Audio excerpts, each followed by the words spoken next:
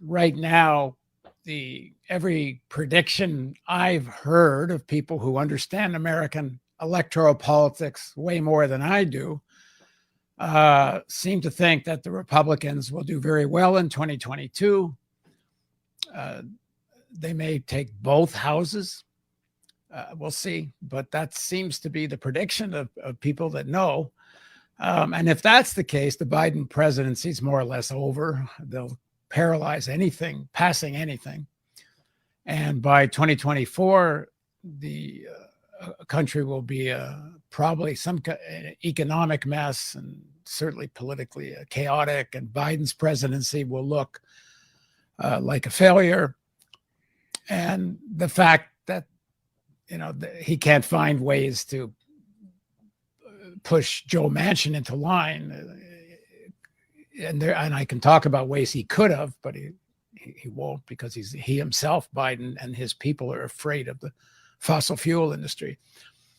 Because if they just offered every fossil fuel worker in West Virginia and say, this transition to sustainable energy, we won't let you lose one penny. We will have what's called a just transition.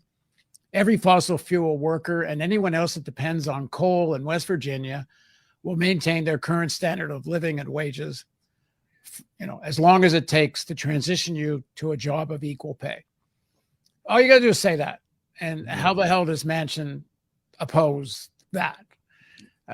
But Biden won't do that, because Biden and the corporate Democrats themselves don't want to have a fight and really take on the fossil fuel industry. At any rate, set that aside, although it's certainly part of the problem here.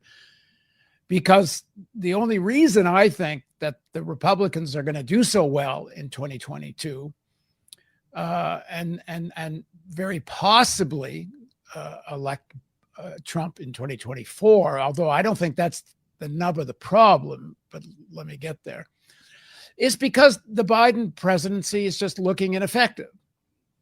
And they should have found a way to force Manchin and this woman from Arizona and got their legislation through, and they would have at least had some effect on people's lives, because that much of a bill, an infrastructure bill, and that much subsidy and the continuation of the child care credit and so on, people would have felt that. Now they're not going to feel anything from this administration, next to nothing.